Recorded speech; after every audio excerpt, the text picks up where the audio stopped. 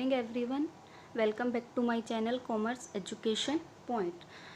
In my last video I am discussing what is aggregate demand, what are the features of aggregate demand and how we are presenting aggregate demand with the help of table and diagram. Today we will discuss component of aggregate demand कि aggregate demand के अंदर हम कौन कौन से components को include करके चलते हैं। जो हम कंपोनेंट को डिस्कस करेंगे एग्रीगेट डिमांड के, उसको हम टू टाइप की इकोनॉमी के अंदर डिस्कस करते हैं। टू टाइप की इकोनॉमी के अंदर हम उनको डिस्कस करते हैं। फर्स्ट हमारे पास आती है हमारी क्लोज्ड इकोनॉमी। क्लोज्ड इकोनॉमी कौन सी इकोनॉमी होती है? वो इकोनॉमी जिसमें हम ना तो किसी भी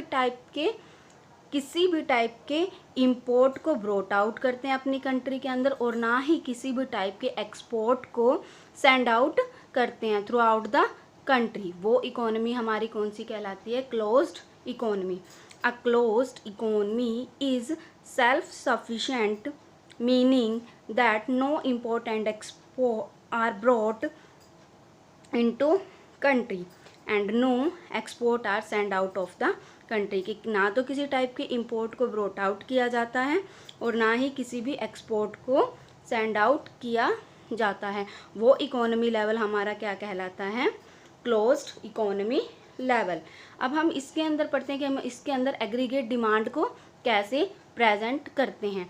यहाँ पे हम देखते हैं टू सेक्टर इकोनॉमी में जो हमारी क्लोज्ड इकोनॉमी होती है वो टू सेक्टर भी हो सकती है, थ्री सेक्टर इकोनॉमी भी हो सकती है और मल्टी सेक्टर इकोनॉमी भी हो सकती है। तो हम पहले डिस्कस करेंगे टू सेक्टर। अंदर हम एग्रीगेट डिमांड को कैलकुलेट करने के लिए क्या करेंगे? सबसे पहले लेंगे consumption. C means she shows here to consumption, कि हाउस होल्ड एक्सपेंडिचर कितने किए जा रहे हैं कंजप्शन के लिए। मीन्स कि हाउस होल्ड एक्सपेंसेस कितने बियर किए जा रहे हैं कंज्यूमर्स के द्वारा, कितना पे कर रहा है वो अपनी डे टू डे नीड्स को पूरा करने के लिए। Plus investment, I shows to investment. यहाँ पे हम ये देखेंगे कि कितना इन्वेस्ट किया जा रहा है कंज्यूमर के द्वारा, कितना एक्सपेंड किया जा रहा है एडिशनल थिंग्स के लिए।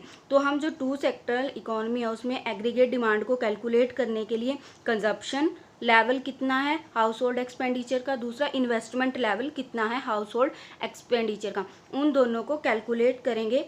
आफ्टर दैट हमें एग्रीगेट डिमांड रिसीव हो जाएगी।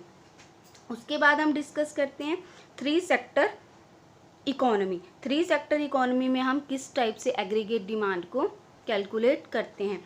Aggregate demand is equal to consumption, household का जो भी कंजप्शन लेवल होगा, प्लस में जितनी भी प्राइवेट इन्वेस्टमेंट होगी, मतलब जितनी भी पर्सनल इन्वेस्टमेंट कंज्यूमर द्वारा की जाएगी, प्लस गवर्नमेंट एक्सपेंडिचर। यहाँ पे जो हमने टू सेक्टर इकोनॉमी पढ़ी थी उसमें हमने कंजप्शन पढ़ा था, इन्वेस्टमेंट पढ़ी थी।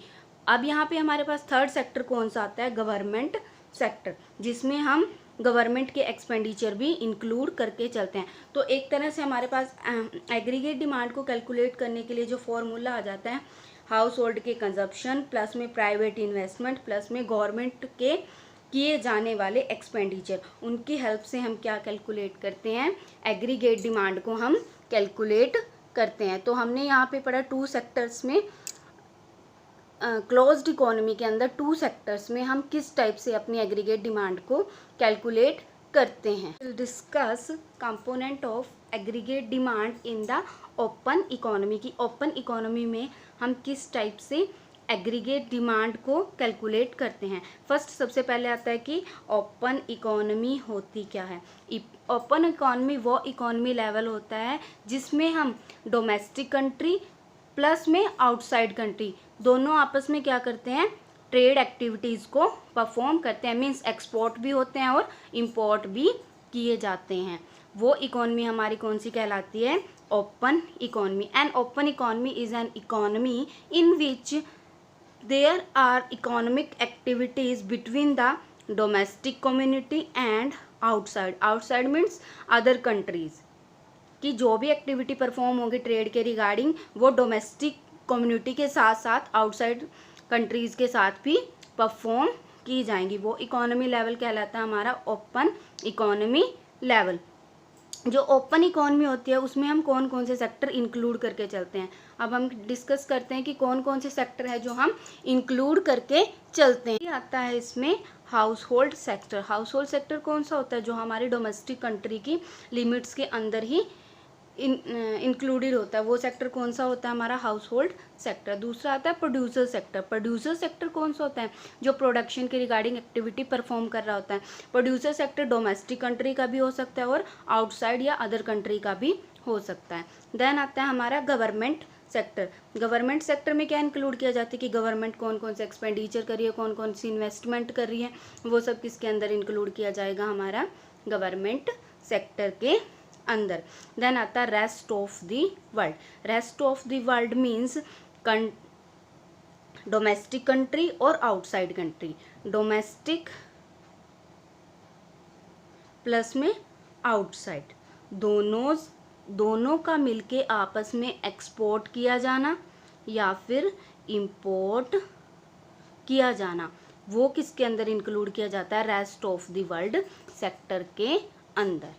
ठीक है, तो ये 4 सेक्टर हम ओपन इकोनॉमी के अंदर इंक्लूड करके चलते हैं। अब देखते हैं कि कैसे हम एग्रीगेट डिमांड को कैलकुलेट करते हैं। Let's come to aggregate demand. Aggregate demand is equal to C plus I plus G plus X minus M.